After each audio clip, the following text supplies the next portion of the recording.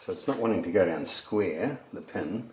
Mind you, the holes are lined up nicely, so I'm hoping I can just nip it across, because I don't want to damage that. There we go. Yeah.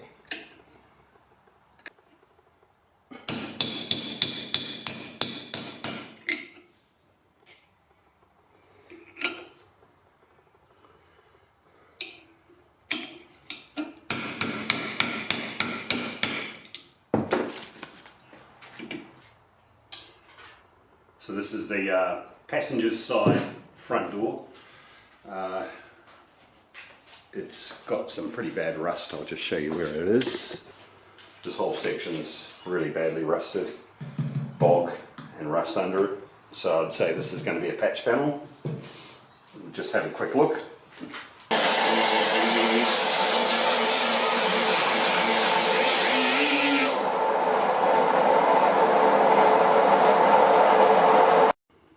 Okay, on this door there seems to be that rust section there is sort of isolated to that area. There was a few bubbles here too, and that's a bit of activity there. But there seems to be a good 1, maybe 2 millimeter of bog through here. Well, through there at least. There's no filler here, but what I'm going to do, I'm going to strip the whole door, because, you know, if it needs filler, I'm going to put it on top of my all you need rather than putting it straight on bare metal. Righto. Okay, so there's been some damage here. It looks like it's been sort of knocked out, and I don't know what they've done, but they've tried to knock it out from the inside and then knock it down. But what's happened is the metal's obviously stretched in that area, whereas here it's nice and firm. I don't want to go to the expense of putting a brand new door skin on, and brand new door skins aren't always the answer anyway. So what I'm going to do is I'm going to put the rust repair section through, and hopefully it comes up to about there, and that will provide the stability and the strength for that area, and then I can just fill it. So I've just picked up this rust repair section from Rare Spares. It comes up pretty high, which is good. So it comes up to just roughly there in that damaged section. So I'm tipping that that's going to take all of that movement out once I get it all welded in. So I'm pretty happy with that. One other thing I did buy,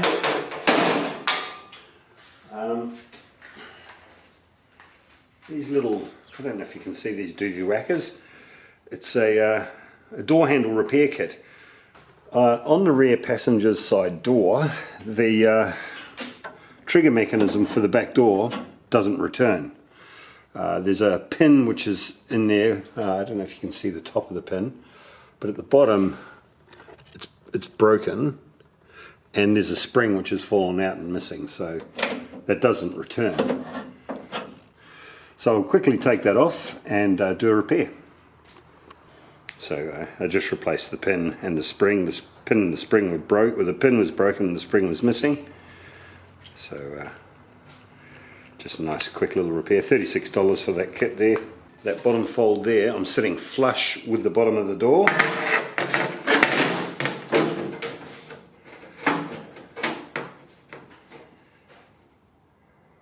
This is to find my cut line. There.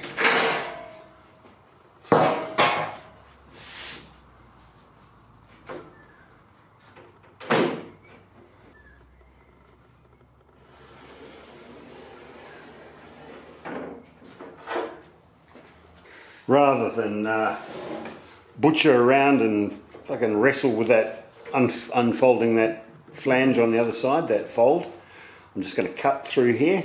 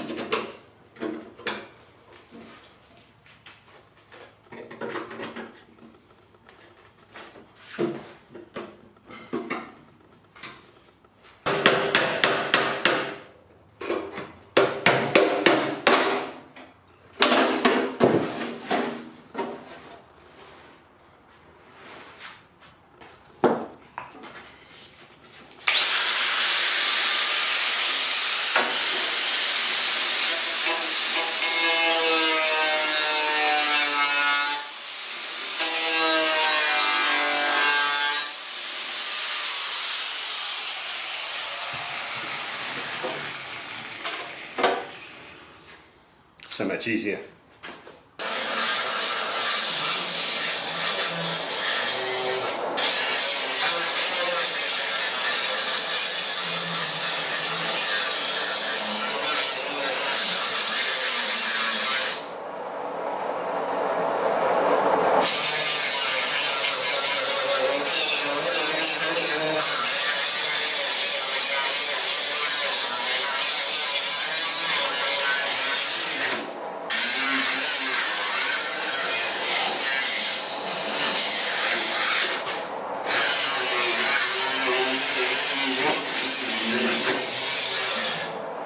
Okay, just in there, I don't know if you can see that, we've got some quite deep rust pock marks just there, and a couple on this side too.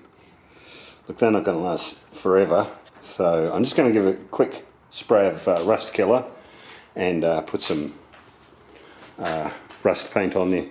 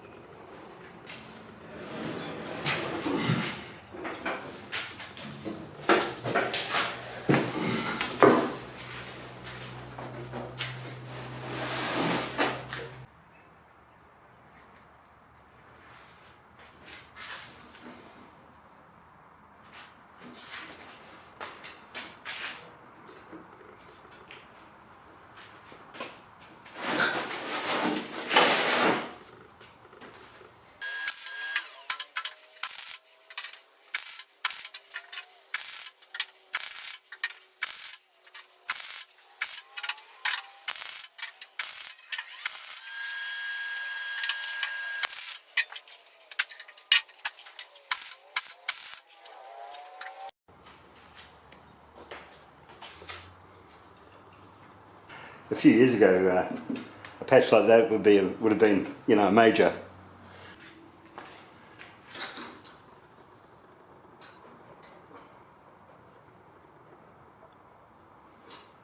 That's it.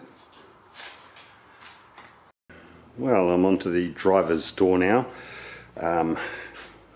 It's not bad condition, very little rust, but I'm going to put a new patch panel in there. But we do have this dent. It's quite deep.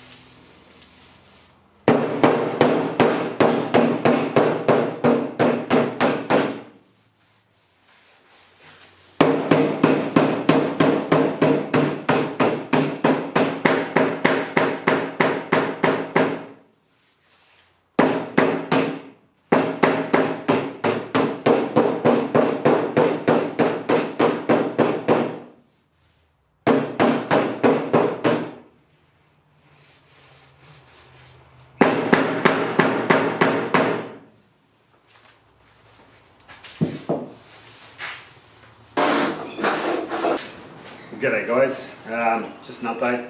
Finished that quarantine centre job, but straight out of the fire and into the frying pan really. On another job, but this is a good one. It's still fairly far away. It's over in St Albans, and if you know where Langwarrin is, it's still a good 2.5 hour round trip. I did do 3 rust repair sections, so the 2 front doors and the passenger side rear door. This door, driver's side rear, was fine. It didn't need any rust repair panel. So with that you get a bit of bog work, and this door had a big dent right there, and anyway, so I've got them about 80% good, but I'll put them into the highfill, and I'll do my bog repairs, the major bog repairs, or actually the forensic bog repairs over top of the all you need highfill. So yeah, so we had a bit of a line along there. This door had a dent in it. I don't know if you can see with the light, but it's only about 80% good. It's straight enough, and I can find the highs and lows because all you need is just the most perfect bloody guide code. I'm just going to, from about that height down in there, I'm just going to put the POR 15 on all doors, especially that seam where the rust repair section is, because it's an open edge. I've put seam sealer in them, but I'm going to flood the whole area with POR 15. I've taped up all the holes so it doesn't bloody spew all outside. And once it goes off, I'll pull the tape off and then just with a drill just clean out the POR 15 so I can get my rubbers on.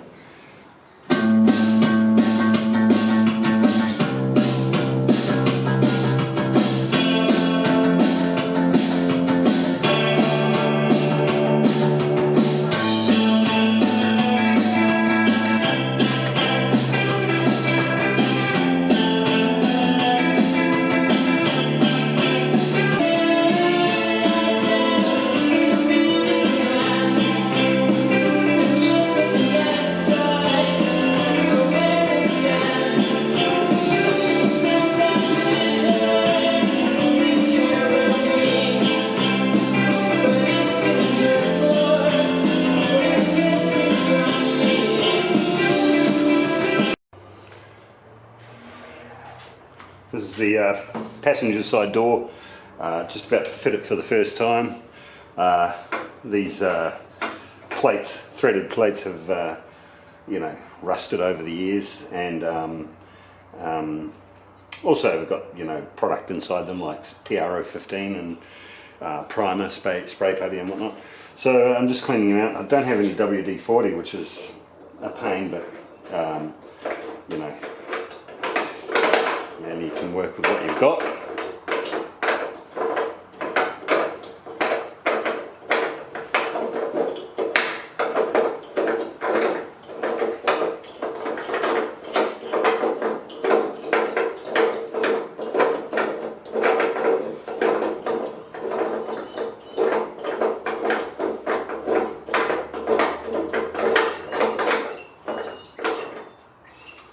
This one here I had a little bit of trouble with.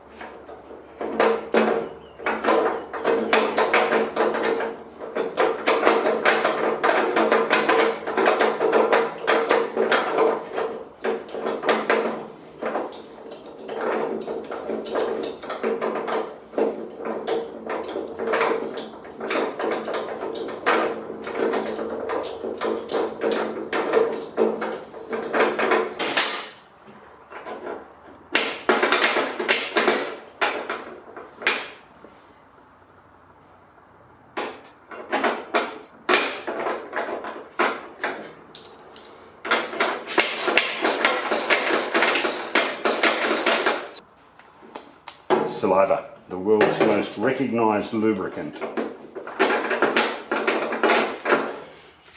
I've been down to Toys R Us, or should I say Rare Spears, and I've picked up a couple of these. Driver's side wing mirror for the door, and passenger side. The driver's side is really quite snazzy. The original mirror on my car had this bezel. I don't know if you can see it. The driver's door has this sort of remote adjuster. The bezel was missing, and the stalk, or the adjusting stalk, had been broken, and there was just a screw screwed in there so you could still adjust the mirror. But so when I did the door panels, I decided not to actually cut the hole for them in case I couldn't find a bezel. Well, lo and behold, and these mirrors, I'll take one out. I've got 3 or 4 different mirrors, lefts and rights and whatnot, but they all seem to suffer the same problem. Oh my god, they look pretty snazzy. Oh wow, very snazzy indeed. And no gasket, of course. Yeah, they don't come with a gasket. But yeah, I don't know if you can see this, but see the take these nuts and bolts off. These bolts are very dodgy, even on the old ones. If you over tighten them, you break the back. It's a plastic back that they sort of mount into. So if you over tighten them, they break, and then they just spin. Of course, and then when they start to rust on, they just spin, and you'll never get them undone. I've had to, basically you destroy the mirror by getting it off, or you have to cut the steel out of the door.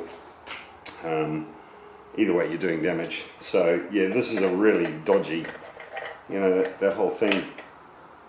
So anyways, I'm very happy with my purchase. These are about $370 for the pair, for left and right. This one's more expensive, of course, having this bezel. And so the driver's side is 200 and something. Oh my goodness, it works really well too. Jeepers, it works so much better. Okay, well, I'll leave you to it. Well, g'day guys, she's getting there. I've had a big couple of days in the shed, and the whole body is now in its final coat of highfill, and I need to, I've actually just lowered it down onto these axle stands here. Reason is I need to extend these arms by about 100 mil so that I can get the bonnet on.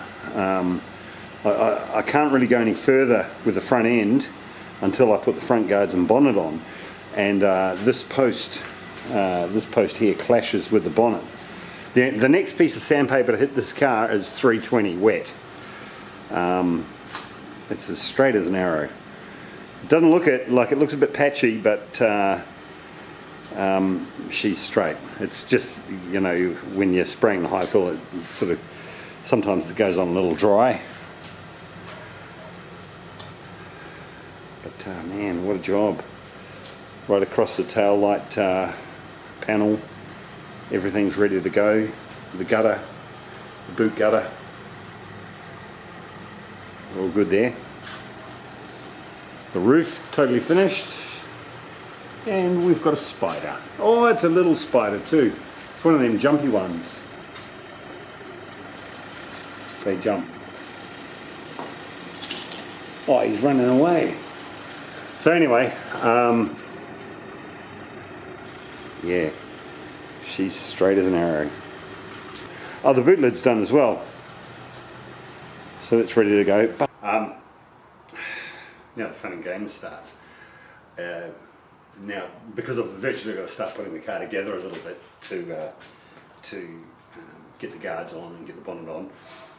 And I've got heaps of spare parts and stuff from donors that I've had. The biggest mistake I realise I've made is got rid of all the old donors, sold a perfectly brilliant XB, which was a great reference. I've forgotten how to put this thing back together.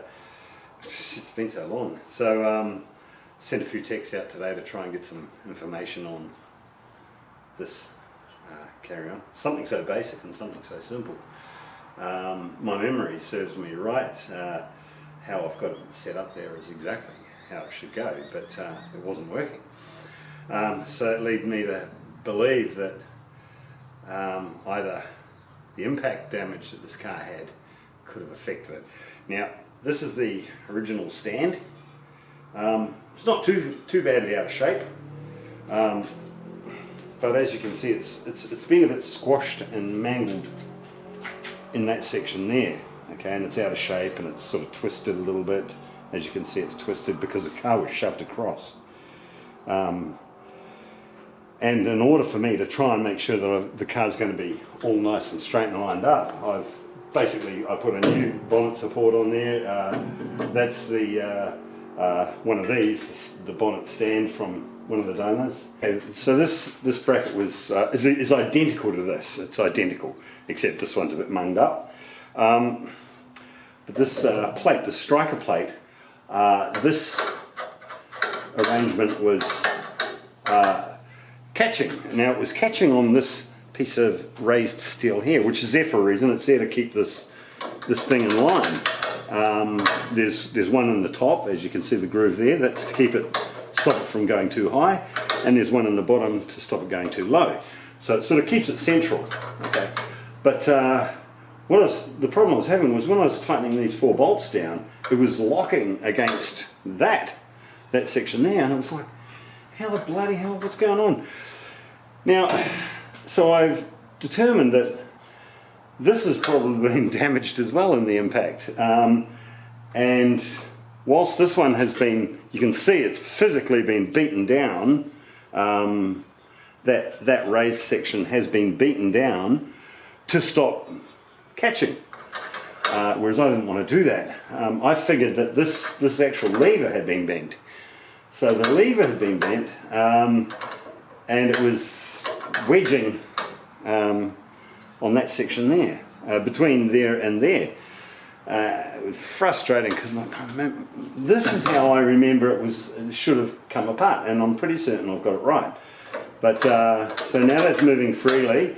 What I wound up by doing was putting this whole thing in a vise and just bending this lever upwards to stop it from catching on that point, and it works beautifully. So now all I have to do is put the spring in, and it should return.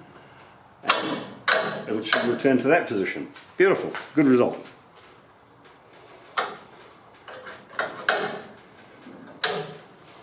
That's it. Beautiful.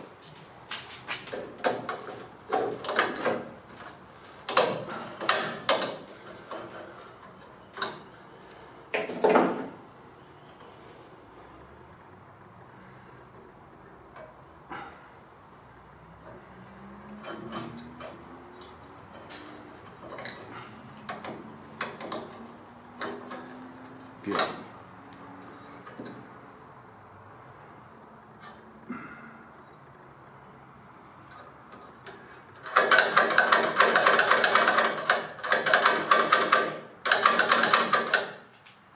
Temporary bonnet opening device. Okay, so it's time to take a look at this bonnet. Underneath there's a fair bit of surface rust on everything, but absolutely no cancer. Yeah, there's no cancer at all, which is a good thing. And there doesn't seem to be any accident damage. Okay, so this point here, it could be from the factory, but I doubt very much. It looks like it's been sort of pushed back a little, but everything else is good. See, that's technically straight. There's no sort of corruption in there. I'm just wondering about that, if that's standard or... But you know, everything else is dead straight all the way along. There's no deformation. So that flares out a little bit on that end and flares out there. Yep, no, that's good. It looks pretty good. So we'll see what impact that little fold has, if that's standard. Maybe if anyone's watching and they have got a ZF bonnet. Now I'm going to remove this soundproof mat, which I actually quite like, but it's in bad condition. And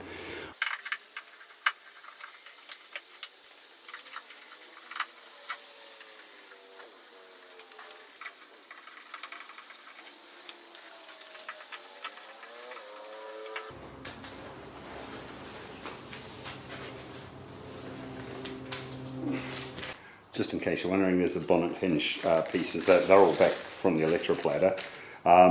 But I'm using old clips. I've kept, you know, over the years, a bucket load of clips and bolts and nuts and whatnot.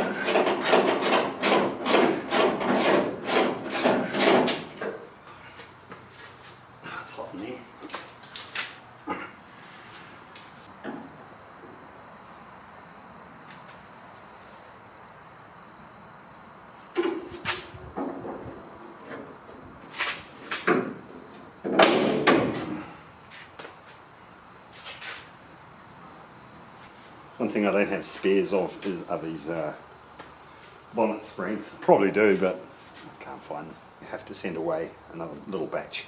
So if I get overspray on these, I'll clean up and send them away again.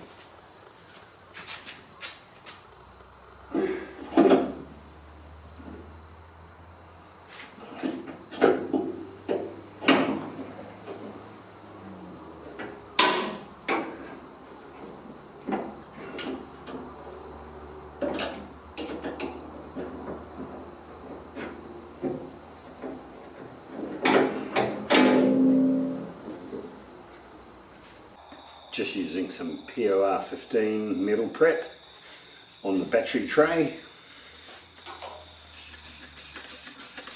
I'll leave this stuff on overnight.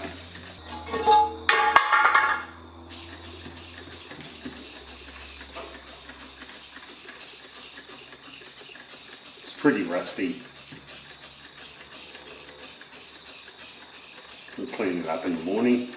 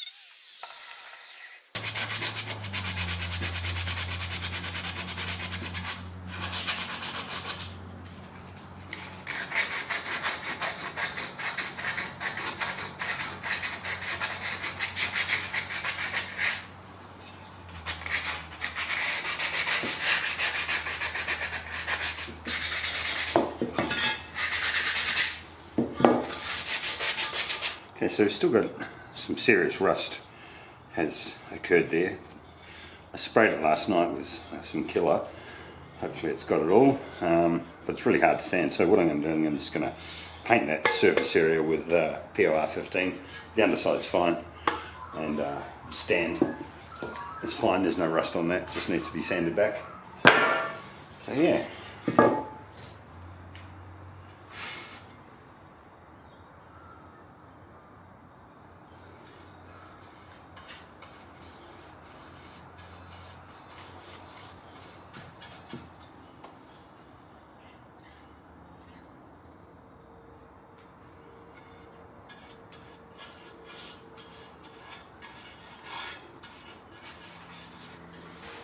So things that are making news today, well, I haven't checked the news today, but same old stuff. COVID is, well, actually COVID's doesn't really feature in the news much anymore. Most people have either had the Omicron strain or triple vaxxed. Putin, Russia, marching through Ukraine. He's been a bit of a bad boy on the world stage. Or good boy, it depends on whose media you listen to. We've got an election campaign, sort of quasi-election campaign between Scotty from marketing and Albo.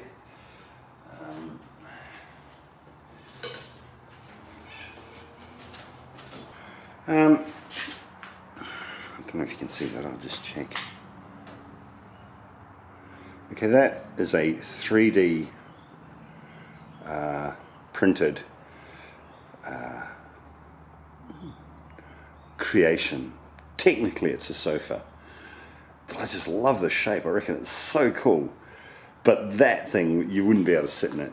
It is just break. But you know, I'd love to build that as an upholstered piece of furniture, design it and build it. That's one thing I would, you know, it's just the shape, everything is just absolutely perfect with it, you know, so, you know, a couple of things, it could potentially tip over if you were to sort of sit in it or flop into it. So, and a design like that can potentially be really heavy, like in weight. So, you know, you've got to keep all these things, and it's also got to be comfortable. So it'll be a great little project. Probably it'll take a good month to design and build, but I'd love to do that with you.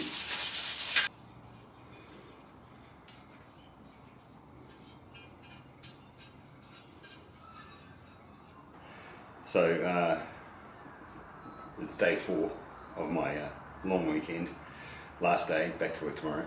Had a hell of a great weekend, you know, working on the car. I've done so much. I'm going to start working on the front passenger's guard because that was undamaged in the accident. The bonnet also appears to be pretty much undamaged. However, if I work on the the passenger side guard first, and then fit that, and then line up the bonnet along to the front. I know this guard fitted well, and so I'll start with this one, then do the bonnet, and then do that, the driver's side front guard, because the driver's side front guard I bought off another car because the one that was on it is just completely full of bulbs, and just smashed him around there, and it's not even worth touching, not even worth looking at. So I've taken the eyebrow off. Deep inside there's a little speed nut which I have to undo to get a little clip out. There's a there's a V8 badge here which I'll take off. This little piece here, I haven't had this off yet. It seems to be a really cool little addition to the guard. It seems to be an adjuster. You've got adjust there and there and there, so it gives you a bit of freedom to bolt this thing up to the radiator support panel in case there's an alignment issue. It just gives you an added piece of an added area to adjust. So I'll clean that up as well.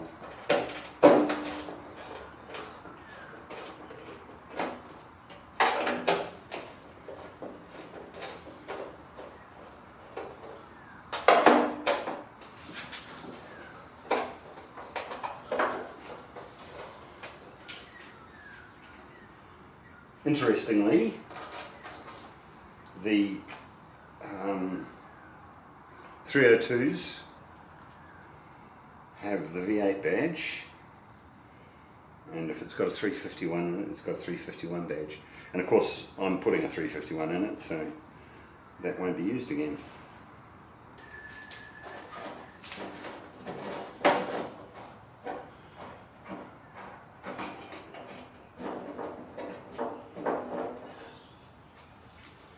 So that's a power aerial, which I remember I had to cut through the coaxial, but I figured you should be able to join that if we choose to reuse that.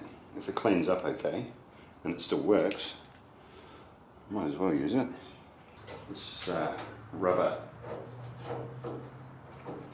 block, it's a bonnet stop for the bonnets.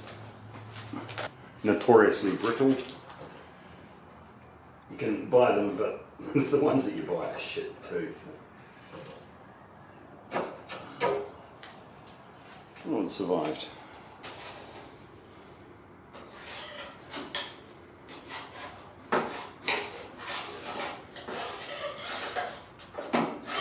There we go. Ooh, if it wasn't broken, it is now. That's good. So that's, oh, there's holes there, so I don't need to worry about the measurements.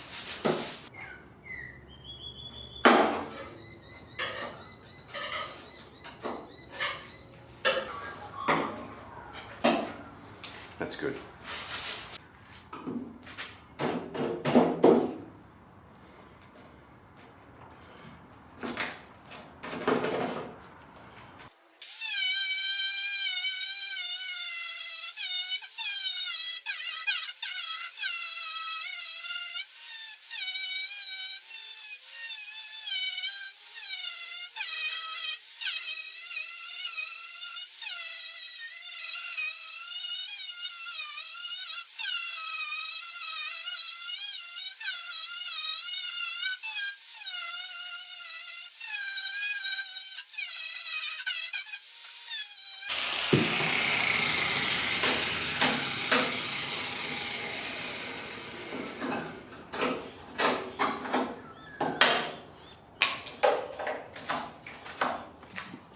So we might be able to save those these two pins. It would be good to save them because that's what is used to secure the body molding, the stainless molding. However, even if I was to lose that one, if that one's too badly rusted, like there and there, if I was to lose that one, as long as I've kept one, when that one was well away from the rusty steel.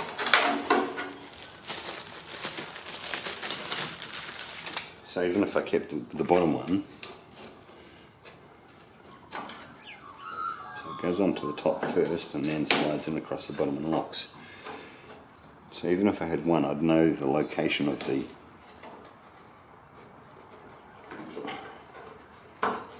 second. And you can buy those sort of like a pot rivet type affair. Don't know if you can see, but there's a tiny little plastic flap there, and that's supposed to slide underneath the stainless. Remember how they work now. The XW had some. I think you tap the centre out.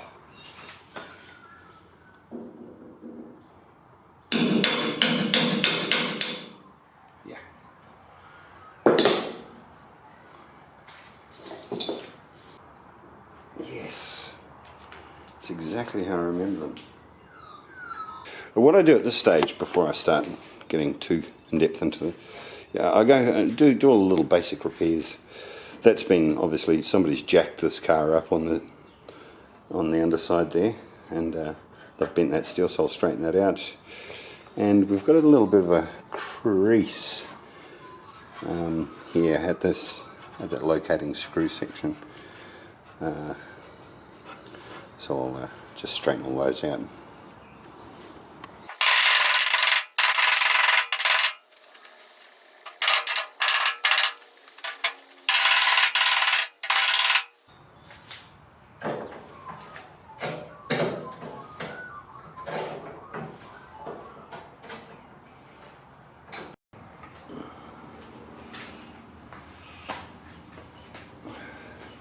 Okay, I'm probably going to do this in two pieces. That's a concave curve there, convex curve there, and a gentle roll. So what I'm going to do is I'm going to find a high point there, and there.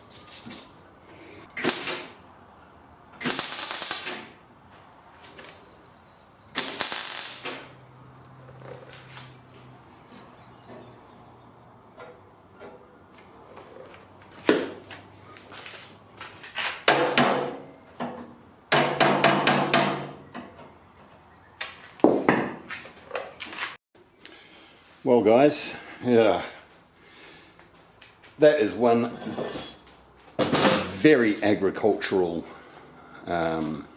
rust repairs. In my feeble attempt to retain those two pins, it's just sucked everything in, and it's just it's a chaotic mess. 4mm. 4mm too low in there and across there. The height of that pin basically, yeah, that pin's probably about 4mm high, so it sucked it right down. That one's not much better, so I'm not going to worry about them. Alright, so just for the record, I'm not proud of that, but it is what it is. So the internal rust repair actually turned out pretty good. It was just a quickie. Amazing, no distortion. Go figure. Rough and quick, and it turned out better than the other one.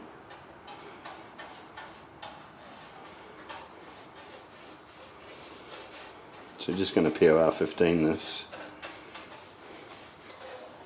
And a little bit of pockmark surface rust. It's more than just surface rust, it's a little bit pockmarked. I've hit it with a wire wheel and cleaned it out. Certainly amazing stuff. I've had a couple of scares with the stuff, but where it just hasn't bonded. I'll get up in there.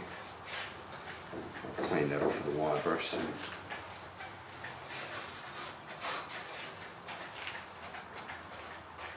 That battery tray that I did earlier today, it's dried like an animal. It's just incredible. That's it there. It's as hard as an animal. You can.